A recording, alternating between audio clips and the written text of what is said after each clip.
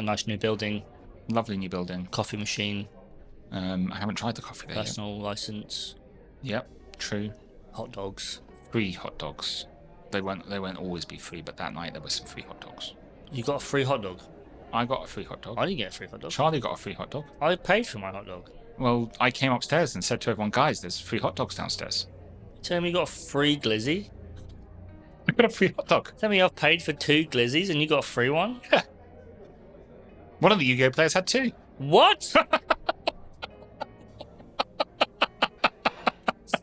I've had enough. I can't believe it. I'm fuming. They're good I'm hot dogs. raging. I should probably go have one now.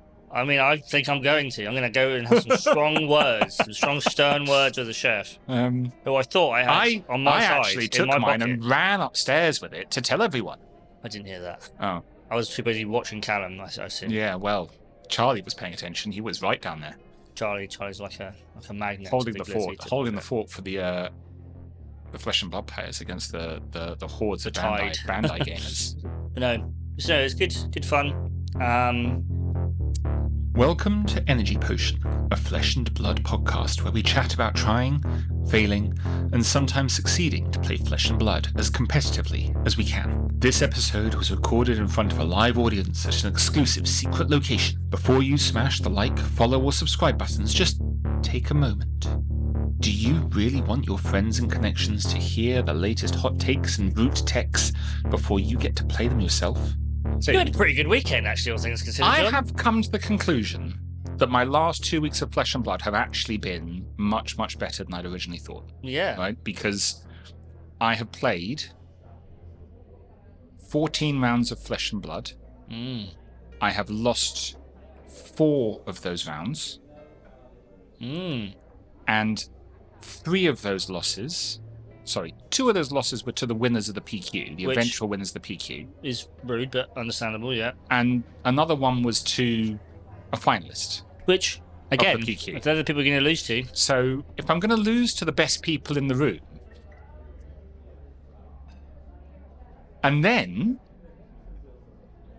win the first armory at the new store in town. Yep, thanks. Thanks for that. And pull a £250 card on winning. Yeah, not to, usually the prize packs are supposed to be bad for first place and good for second place. Which was significantly better than the winner of the PQ that I dropped to get to the armory for. I'm sure we'll at some point discuss that ProQuest and the inevitable winner of the ProQuest.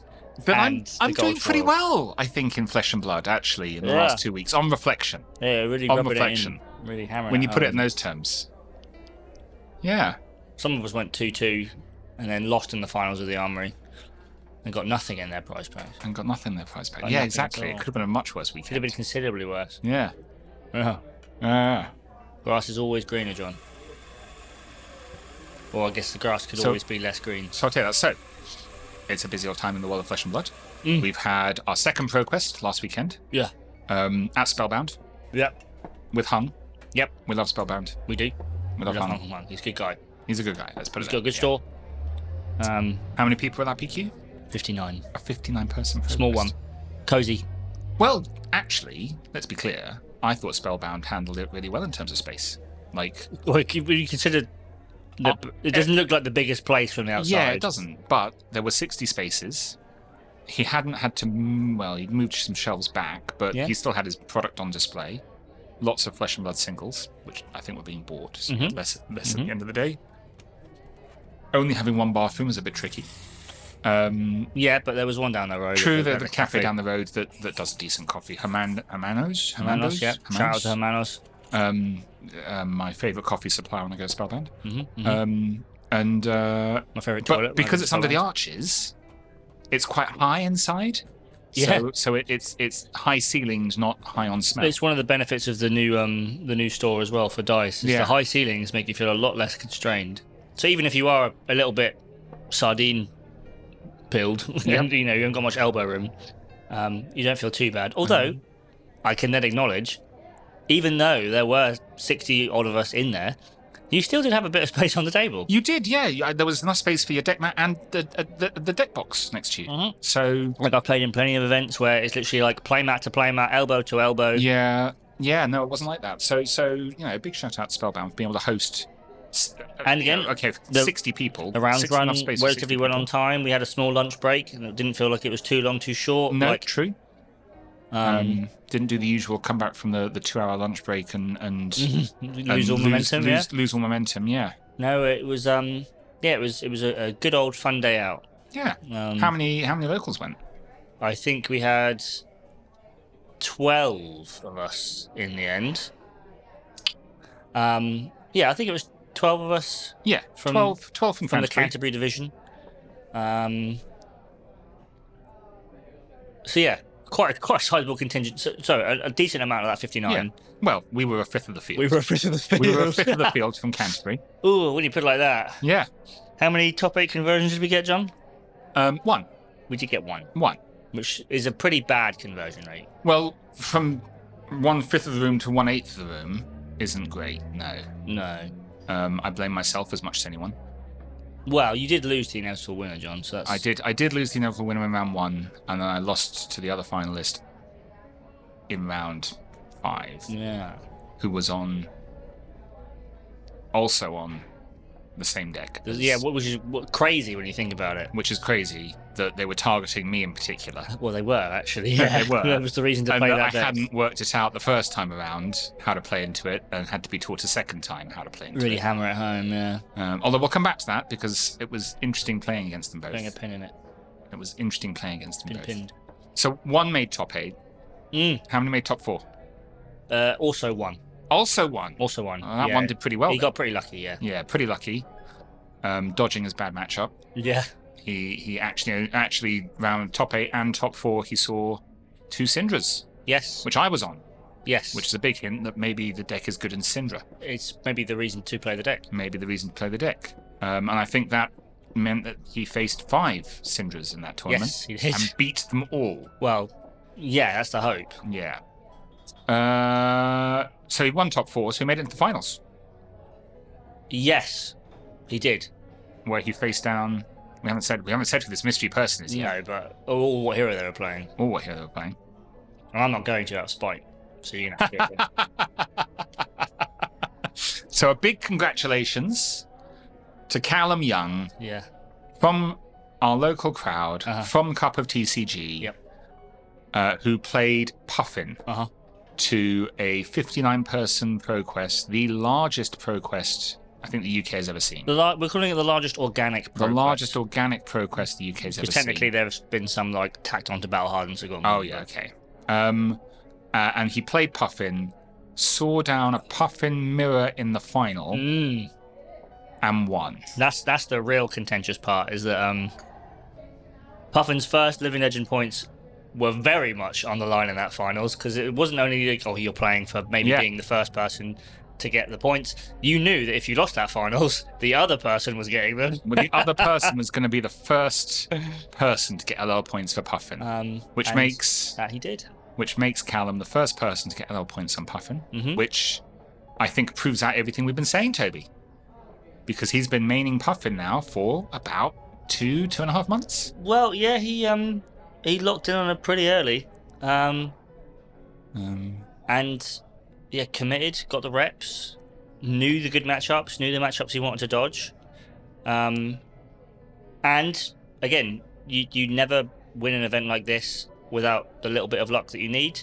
He got that little bit of luck in that he saw the matchups that he wanted. The thing is, Syndra's still a pretty tough opponent. You've still got to convert. You've still got to play them perfectly. You've got to play them immaculately. And again, I can guarantee you that he didn't have much prep for the Puffin mirror. No. So he played that one off the top of his head. I know. Congratulations to him. I'm really glad that all of the practice we did of me playing Gravy into him playing Puffin really paid off. Well, he dodged the matchup. He didn't play a single one. Yeah, no, he dodged it. Yeah. And in our testing, I was like 5-0 into him. Yeah. So you're welcome, Callum. Hey, look, bit of luck, being a bit good, maining the same deck for 8-9 weeks before the PQ. It does help. Apparently, is the way forwards. He did get a little lucky. As well in that I think it was min-max released a deck tech on Puffin Yep. that week, and he stole some ideas from there that shored up some problems he'd been having with the deck. He nabbed a few things, but then he also added his own things. He added his own things. I'm not saying he's net decked them at all. His deck tech is extremely interesting, and I recommend everyone watch it, because either you're going to want to have to block Puffin, or you're going to want to have to... Well, this is the thing. Now Pandora's box has been opened, John. Yeah. People know. People know some things. He didn't spill the beans in the deck tech. Well, you've got to play it and see for yourself. That's very true. I do recommend playing Puffin as well. She's very fun to play. She does look very fun to play. She looks... She plays a particular way. I don't know if I want to spill the beans either. Actually, no, we can spill the beans. I think all 12 of our listeners probably know how Puffin plays anyway. She presents the opportunity to give your opponent lots of lose-lose decisions. And they're not as big as the old Bonds of Ancestry. What's the one that got banned? Bonds of Agony. Lose-lose decisions. But there are more of them. Like Bonds was, sometimes you'll get a lose-lose decision from Arachne. Now you've got, here's a lose-lose decision every turn. I mean, I would argue that, if you're a deck that... And it's not for as much, but it's for a few points. Yeah, if you're a deck that doesn't want to necessarily block, if you're an aggro deck, for example, like Syndra, or I guess any ninja, but any other aggro deck as well, and you know that you've got a limited defensive profile, like either in your equipment or obviously in any like defensive cards you brought in, if you brought in any. There are a lot of cards in that Puffin deck, a lot of attacks that do put you in those uncomfortable positions where there probably is a correct play, but she is inviting you many opportunities to make the wrong call. Yeah. And any deck that does that, by virtue of obviously, the way the game works, at a higher level, and obviously as the deck becomes more and more played against and more like researched, those opportunities for mistakes will become, less exploitable. However, at the ProQuest level, and especially right now when like everyone had written her off, she's obviously incredible. And this is the other thing. Into those decks, into like Syndra, for example, you really are presenting a lose-lose. Like, I don't like using that kind of frame. I like to assume that in any given matchup, there's something you could do to win. But Syndra ain't blocking all that. She ain't built like that, John. Syndra can win. Of course she can. Again, Syndra has a plan for winning. I'm not going to tell anyone what it is. Well, no. But she has a plan for winning. But I had to work it out with some help after losing to 2 Puffins. Yeah. I mean, this is the thing. Like, next week, everyone's going to have Puffin in their sideboard, right? Exactly. And maybe even prioritize Puffin. So it might be that maybe these points that Callum got will be the points she's got for a little while. Yeah, because you can play around it, but you need to be playing around it. I mean, here's the thing, your sideboard. Can you block 8? Can you block a 2-card 8? Sometimes. Exactly. And there are some decks, obviously, that exist in the format that can. Yeah. Quite consistently. Yeah. Earth exists. There are still a few decks that play defensively. Gravy can quite consistently as well, because you're bringing in a defensive profile. So there are loads of decks that can do that, but then obviously she's got avenues to do other stuff too. The only thing about Blue's Puffin is, in order to do that with at the pivotal moment, you've taken... You have to chunk the first one. You've taken free. The first or second second attack stun. So you've taken 4 to 9 damage already. You've taken a soup up to be able to block 60 or. So it's never going to be an easy one anymore. It's never going to be an easy one anymore. The cat's out of the bag. Puffin is looking strong. Yeah, she's solid again, and she has a very favourable matchup into the most played deck in Syndra. Yeah. Now, unfortunately, while Syndra is the most played deck, she's not the most winningest deck. No, she's not the most winningest deck this week. And the most winningest deck is actually probably a game that you don't want to see as Puffin. I don't think it's unwinnable. I think it's marginally... Callum did lose to one. To arguably one of the best players in the country. Yeah, a relatively known player in Jason Rolfe. But that's Callum's skill issue. Yeah, I simply would have just won that instead. But if that's your one loss for the day, you take it. But no, into a deck like Verdance, which is, the elephant in the room, who I will address. She has crept above Gravy now for week 2's ProQuest. And Syndra. She's the winningest deck in ProQuest last week. Yes. Yeah. That's what I was getting at, John. Okay. Usurping Gravy, who's dropped all the way down to like 7%. Which is still third. Because we're using percentages now, apparently. With Syndra, I think on something similar, if not a bit more. And then Verdant's. I think Verdant's is 21%. Yes. Syndra 17. 19? I want to say 19. One of the two. But yeah, give or take. Regardless, it's a big chunk. We've got our 2 queens of the metagame at the top. Yep. And then our third, also a queen, Gravy Bones. That's at 7%, but considerably lower. But then you could argue that all the gravy's 1 week 1, so now there's none left. Yeah, exactly. Well, this is the other thing, because Callum won't be bringing Puffin to any more ProQuests. No, but I can tell you already that Kyle's eyeing up that Puffin list. Well, that was indicated at the end of their video, as he scooped up all the cards and ran. Get his little greasy little mitts giggling for the hills. Yeah, well, he does that. He's his little hobby. No. So we're looking at a more consolidated metagame going into week 3, as you'd expect. Yep. We've had 2 weeks. People have figured out what works, what doesn't, what shouldn't work and does, and what should work and doesn't. Like KO is still sitting relatively consistently, even though everyone keeps writing him off. Yep. Not only did Puffin get her first points, but so did Marlon, so did Betsy. Yep. So you really can play whatever the hell you want, John. You really can. I mean, a small 59-player Well, team. look, I definitely picked up games last weekend off the back of my opponent's misplays. And I lost games off the back of my own misplays. Oh, yeah. Right? That second Puffin game I lost. It's a game of skill. I miscalculated, and the game was very different if I hadn't miscalculated. Mm-hmm. Not like Callum. Callum steamrolled me. But the other Puffin... Well, actually, talking about the other Puffin, what was really interesting was they both talked about their planning for the Syndra matchup to me. And they were both approaching it very differently. Yes. Which is I found very interesting in that as much as, this isn't like to the point of, one of them was saying, no, you always want to go first into this as Syndra, and the other one saying, you always want to go second into this as Syndra. I'm like, well, hang on, how does that work? Yeah, how does that work? I would, because if I was the Syndra and I won the die roll on that matchup, I'd still choose second as the aggro deck. Yes, but you give them the chance to set up cogs turn 0, but Callum they have to draw makes them. a really good point that because Callum is saying go first, Sure. and his reasoning is, first of all, you're running a lot of non-blocks in Puffin. Yeah, you might if you see them turn 0, pogs, yeah. you risk. So he's got to board out as many of those as possible. I think he boards out 2, right? He has to. His point is he has to board very differently. If he goes first or second, it's Syndra. Makes sense. So therefore you win margin points there. I think it's a game of fine margins, John. It is a game of fine margins. Yeah, because that's how I beat the KO, was a fine margin. I think they missed a might token. Somewhere they missed creating a might token, and that killed them in the end. It's tough. I think they missed it round 4, and then realised that was what killed them in round 8 or some turn 8. Missed it turn 4. Missed it turn 4. Did you finish on 1? And yeah, well no, so yeah, I finished on 1, and had they either done 1 more damage earlier, or been able to present 1 more damage, because the other thing they did was presented a 12 damage turn, and later we worked out that there was a better 13 damage turn available to them.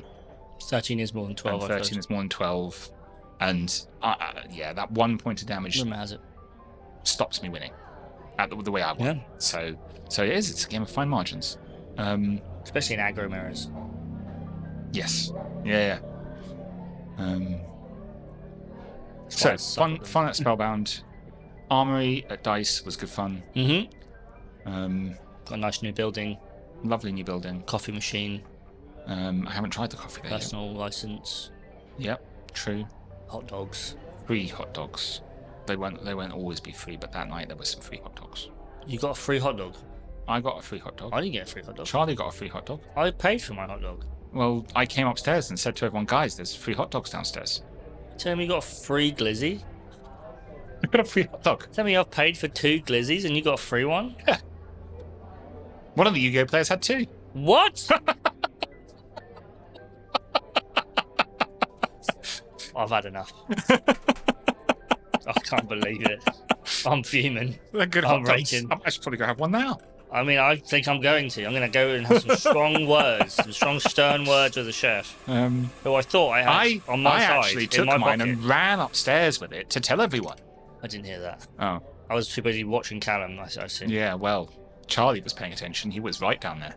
Charlie's like a magnet. Holding the fort for the Flesh and Blood players against the hordes of Bandai gamers. No, so it's good fun. On to next week, I suppose. Oh, okay. Let's consider the future, John. Yes. After having recounted the past. So, you will not be competing this week. I will not be competing for the next 2 weeks because I'm busy playing a different TCG. And unfortunately, these 2 weeks, that one gets to take priority. Dragapult does beckon. I won't play Dragapult, but I'll probably... The insatiable urge to blow up your opponent's bench. So what I might do though, I might go to Mug and Meeple on Tuesday next week. I do like the Mug and Meeple. Another Kent-based store. See how that works out. Well, it's important to get reps in where you can. Because they do Pokemon and Flesh and Blood at the same time. They do. So the Pokemon player might be able to play Pokemon, and I might play Flesh and Blood. So I'll ping about that at some point. Yep, Best of both worlds. Exactly. But there's 2 this weekend. Oh, there are. Yeah, that's true.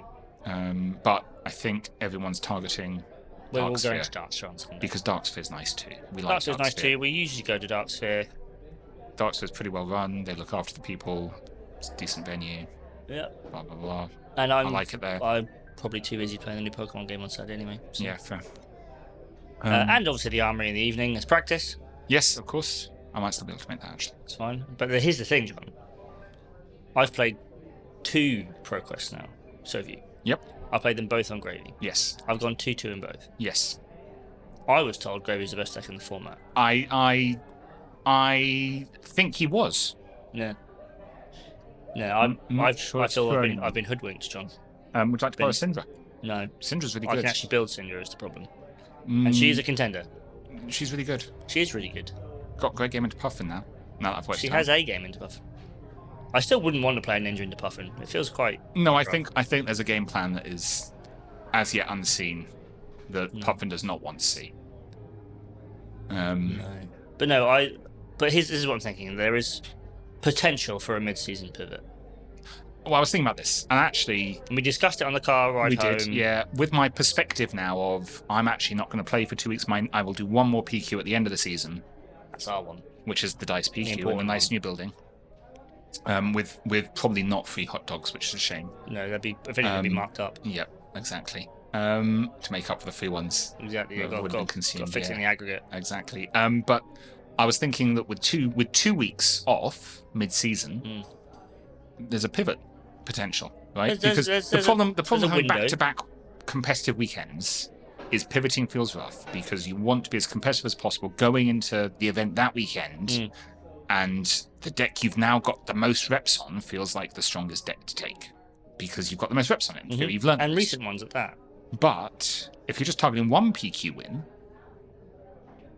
then it doesn't matter if it's the last one, and you pivot now with 3 competitive weekends ahead of you, and go, well, I'll pivot to something I've got some reps in that I think will be good at some point in the next 3 weeks, and get the reps in now, and sort of almost go, look, the deck's good. If I do well this weekend or next weekend, then great, I've done well. If I don't do well, then the deck's fault. Then they're reps for the last PQ. That's the thing. It goes, if I pivot now, I've essentially got 2 weekends worth of reps on Gravy that feel like they're going to the wayside. But at the same time, and I was saying this in the car, I've been saying it to anyone who'll listen to me, playing Gravy's pretty tough. Yes. Like, it's very much a deck where you need to know your game plan in and out for every matchup. And obviously there are a lot of matchups that you prefer seeing. And while the bad matchups like Isilio and Syndra aren't unwinnable, they are very, very tough, and they are very much ones where not even one necessary mistake, but one decision that maybe with the gift of hindsight should have gone another way, which I suppose is a very elaborate way of saying mistake, will lose you the game. Like a call to the grave for the wrong card, the wrong ally, the wrong anything at any point, to lose like that marginal 1 to 2 points of value can and will lose you the game, and has done them multiple times. The same way that sometimes you just draw the quad ally hand into Syndra's pop-off turn, and you go, cool, well, I guess Gravy wants an early nap. The question is, what would I play instead? Because I have access to pretty much... Like, you could... The meta decks at large. You could probably, yeah, I was going to say access... You could probably even access Marlin at a push. Okay, I did say meta decks. So, well, I'm working my way down the list in my head. Well, I had. You could access. I could play Verdance. You can play Verdance, Syndra, Syndra, Gravy, Florian. You can play Puffin. I could play KO. You could play KO. I could play Reiner. Play Reiner. You could play KO Unhanded Cheat, who also picked up his first. Did squeeze Reiner in there. Yep. Not bad neither. Nope. Well, hey, he's the better brute at the moment than KO, apparently, according to well-known. Fewer wins than KO. You could play Cheeto. But I do think RKO and Tough Nut, their time is yet to come. And when it does come, they'll be solid, and everyone will be sick of them because they'll be the new metagame. But I won't allow myself to be distracted by such trinkets and baubles. So let's take Gravy out of the equation. Gravy's out. Well, he's... No, let's say that we've ruled Gravy. Hypothetically, let's go. Let's say they banned Blue Tip. Hypothetically, you are determined not to play Gravy, which I know isn't the case. We all know isn't the case, but hypothetically, you're determined not to play Gravy. So let's work our way down that list. Syndra, no, Verdance. Verdance is first on the list because she picked up the most wins. So, Verdance is a good deck.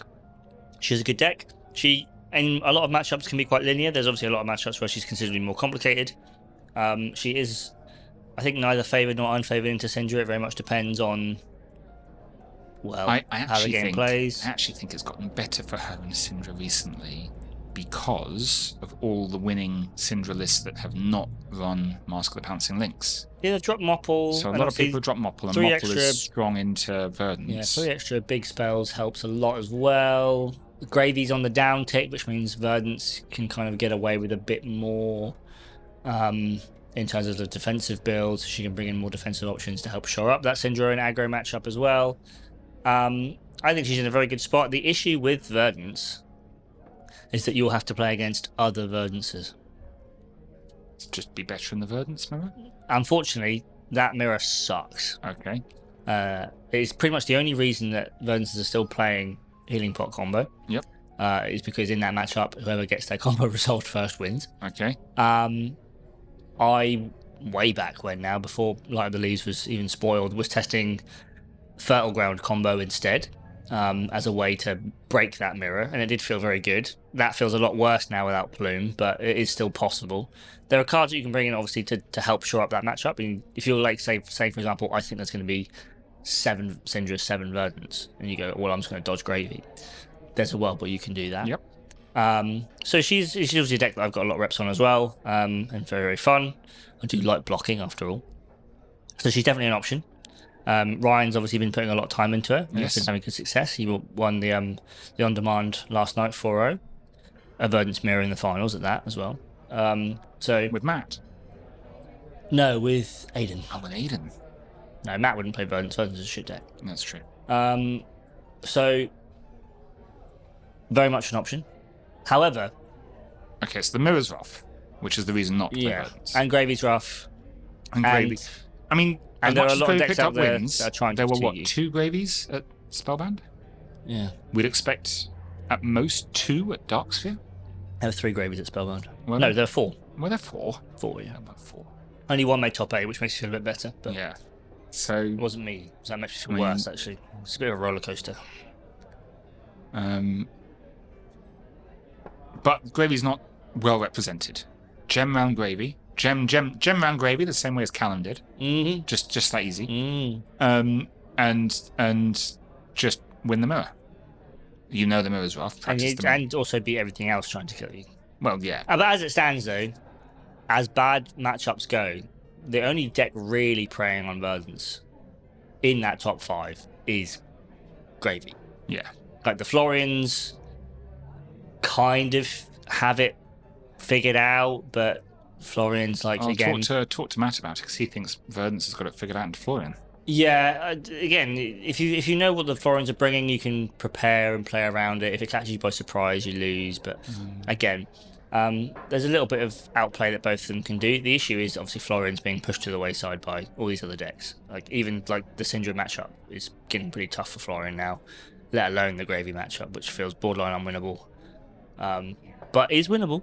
I'd point out that Florins have been winning against Gravies at high level events and winning PQs. So like it was a bit of give and take. So Verdance is an option. Syndra is an option. I can field Syndra.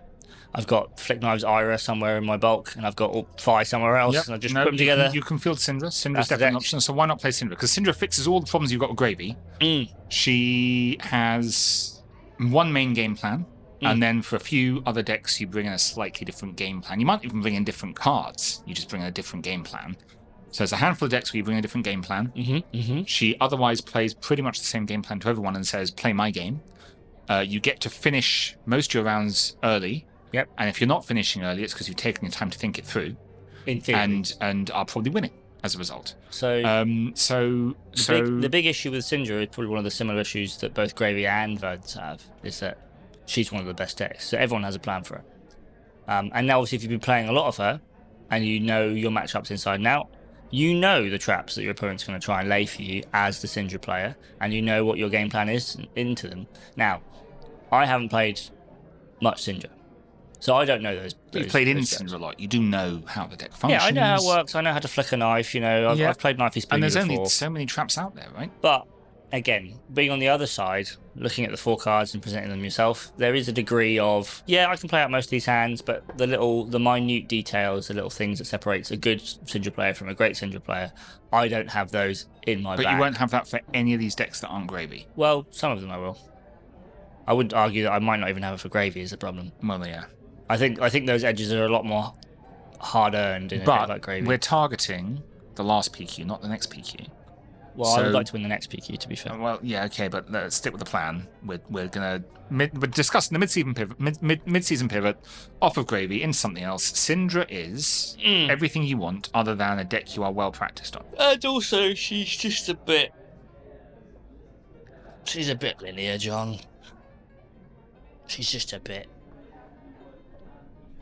straightforward. Kind of works. Yeah, and that's why she's so strong. Yeah, is that you can play 12 rounds of Syndra, which is, by the way, the fix for the other problem you've got with Gravy, which is I'm an idiot. Too complex to consistently play well. I am also very complex for an entire PQ. So Syndra, I think we're done. Maybe we've settled on the deck. I'd like to entertain a different option, one that I played last night to a resounding 2-2 finish. Please don't say it's Viner. It's not Viner. Oh goodness. It's Katsu, the one. Katsu! Ooh. Okay. Because in the same way that obviously the decks that are strong right now, like Syndra is strong right now, not purely because she's a very linear and strong deck, but because her matchups are good into the other perceived top decks. Yes. Right? You're very happy bringing Syndra into Gravy, Florian, but I will tell you for free, you are very unhappy to see Katsu sit down opposite you as a Syndra player. As the Katsu, you then, flip that on its heels. Essentially what Callum's done with Puffin. Pushed out. You prey on the Syndra, and you still prey on the Gravy. Prey on Gravy. I hear Verdance isn't great. It isn't, but we do have a plan for Verdance now. Okay. I've brought them out of retirement. I've blown the thick layer of dust off of them. The harmonized Kodachis are back in the deck box. Okay. They're back in the deck box by virtue of having a new card, the new Gust Wave, Tempest Palm, that only has go again if it's chain link 3 or higher, which means for the low price of a blue and the Gust Wave, you can get it to chain link 3 with 2 Kodachis. Right. Also the added benefit, just like the good old days, any deck worth its salt that wants to block you is not giving up cards on your Kodachis. No. So they equate to essentially 2 free damage most turns, especially if you're not presenting Mask of Momentum, because they're like, well, I'm blocking. I care about the Mopple proc. I care more about the Katsu proc. I'm not gonna waste my valuable resources blocking Kodachi. So you get to keep a little bit of pressure even on your offhands, which Katsu is still liable to draw. Yep. But you do still have plenty of options to just keep throwing attacks at face and eventually punch through, get that one Katsu trigger off, and then Katsu can run Duviac, so he's happy enough. I have a Flick Flag playmat, John. I will be playing Flick Flag. Marlin and Puffin. Well, The new terrors of the meta. Marlin's probably quite rough. You could. It depends on how it goes. If the D-React lines up nicely enough and you get the space, it's probably fine. If you get the first hit in and you get to do all kinds of fun stuff, it's probably fine. If she gets to chain together like 3 decent harpoons, you're probably dead. Probably dead. But Syndra is what you're targeting. Yeah. You're targeting Syndra. You're targeting Syndra and beating Gravy, and you've got a plan for Verdance. And everything else, if they're playing aggro... How's the Kasai game? Warriors aren't typically great for ninjas, but because she has quite a fridge. But again, you're able to slow the game down a little bit. You're able to bring Kodachis. You're able to play a bit of tit for tat and set up these bigger turns with Ancestral Harmonies and going wide. Katsu's sounding good. I'm happy with Katsu. I mean, Katsu is sounding good. And again, Katsu is a deck that I've played a lot of across many different metagames. And recently as well. Many different colours of bonds. Like you were off and on Katsu for the run up to the season. I mean, I was considering it, right? And then I got disillusioned, and then he won a Progress. So. Yeah. But the option is there, and he would be a nice break from Gravy. And he was a nice break from Gravy. I did enjoy him. Yep. I did not exactly hit the most competitive of metagames last night, in my 2 losses being to Verdance. Yep. And Puffin. Who was on Puffin?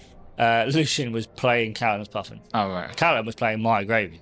Okay. Just to really change things up. Change things up, yep. Callum went 3-1 on my Gravy deck, by the way, just to rub salt in the wound. Which is a great Katsu card, by the way. Which is a good Katsu card, yeah, exactly. So Katsu's an option, and then while we're on the topic of ninjas, John, there is actually another ninja that solves... Ira? We don't talk about Ira. That solves the problem and targets all 3 of the top 3 meta decks. Yeah. Who's that? A deck that is favoured into not just Gravy. Yeah, okay, favoured into Gravy. Into not just Syndra. Favoured into Syndra, yeah. But can also punch through Verdance and Florian as well. Yeah. Who's that? It's still Fi. Aren't you playing Fi? Why am I playing Fi? Because into everything else, John, Fi sucks. So Katsu. Well, no, I still want to talk about Fi. As a man who's built a career on playing bad decks, I still want to talk about Fi. I still think he's got the juice. I think he's got something there. I think there's enough people that probably haven't played against Fi. It's coming up to Worlds, so it's time for him to start winning stuff again. Well, it's true. He is due to win Worlds. Yeah. And honestly, you could play Fi in both formats. You get Art of War in LL. You get yeah.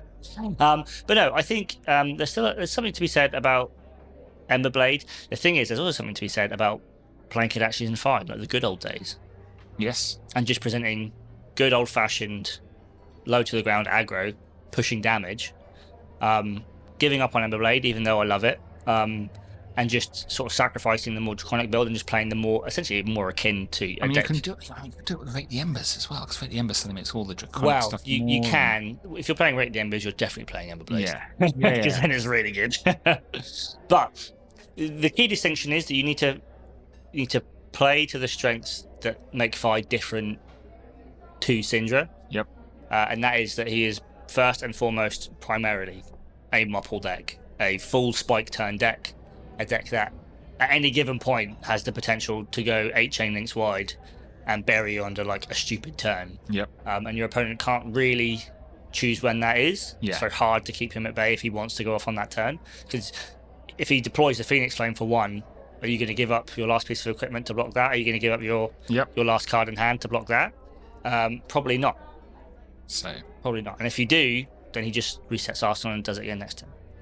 So he's got the potential to do it. Now, obviously, like interdecks like Kasai, another very, very popular deck, and various other just mid-range grindy decks, he's going to struggle a bit more. He'll get outvalued, like presenting like 4 attacks for 3. Yep. If you're not presenting, I think one isn't worth it. Popularity is on the rise. I think you will see. I think you will definitely see Kasai. I think you might even see Dawnblade. There'll be a lot of Dawnblade. And she's on the rise for sure. And I think Syndra's the better plan into those decks. Well, I still think Syndra's pretty rough into those decks, but Syndra does present the better plan. True damage. Yeah. She does true also damage. She can also run a whole bunch of D-Reacts if that's what you want to do. Which into Dawnblade might be the way. Maybe. Fi can run D-Reacts. Well, Fi runs D-Reacts as part of his actual package is the thing. Like, Fi it can pivot to being a more mid-range deck considerably more easily than something like Syndra can, but you're sacrificing that turn to turn higher damage output and trading it for a one-off, one-time special, crack Mopple, grab Phoenix Flame, salt the wounds for 9 kind of deal. Which a lot of decks, as it stands right now, can't deal with. So, plus you can play Mum for Gravy, so you've still got the option to just farm allies. I think he's a deck that, had I more time in the day, I'd be trying to get a lot more reps in. Yeah. I mean, when it comes down to reps, it might just make Katsu pick. Well, by virtue of having had more reps on Katsu. Yeah, exactly. But what I will say is that playing Katsu, while I've played him a lot, and obviously he feels a lot more simple to me than perhaps he actually is, I'm still liable to make mistakes on Katsu. I definitely made multiple misplays in my losses yesterday that could have won me a game. This is we're not targeting this PQ. We're targeting PQ 3 weeks' time at DICE. Sure, but I would still like to win this PQ. I know, but if you were to play Katsu for 3 weeks, is Katsu going to be a good pick for the DICE PQ? Probably not. No. Because we know the kind of people who are going to be playing at our PQ. Because we've got that local knowledge. For our PQ, Gravy is the correct call. Well, keep playing Gravy then. Yeah, but I kind of want to win this weekend. I think you should just play Gravy. Because then I can have loads of fun at our ProQuest by just running around and shouting at people. Judging. I mean, judging. Judge it. Or I could help run the kitchen. Free hot dogs. Well, if I'm running the kitchen, yes, those hot dogs will be free for me. Probably why you're not running the kitchen. Probably why I'm not allowed anywhere near the kitchen. Actually, yeah. All fun and games. Right. We'll find out next week. We'll find out next week. We'll find out next week what you chose to play. We will. That's true. We'll find out on the front page of Fab TCG. Yeah, I'm sure. Katsu getting LL points. Well, Reiner getting his first of the season, maybe. The old bait and switch to Reiner that nobody saw coming. Well, I think I lost track of how many people at the weekend asked you if you were playing Reiner. Yeah, it's funny being like, oh, you playing Reiner? It's like, no, I'm playing Gravy. It hurt you. It hurt you every time. And the look of disappointment in their eyes. They were let down, Toby. They were let down. I mean, he is. I still think he's very solid. If Verdance is up, then I think Reiner's fine. But we're not going to talk about Reiner. No, we have to just go. Thank you very much for listening to this episode of Energy Potion, a Flesh and Blood podcast. If you liked it, please consider subscribing for more. If you disagree with any of these opinions, please let us know in the comments and we'll either defend them robustly or completely cave and agree with you. This podcast was made possible with help from the team at Le Bon 22 Productions and a special donation from the Cracked Bauble Appreciation Society and their sponsors.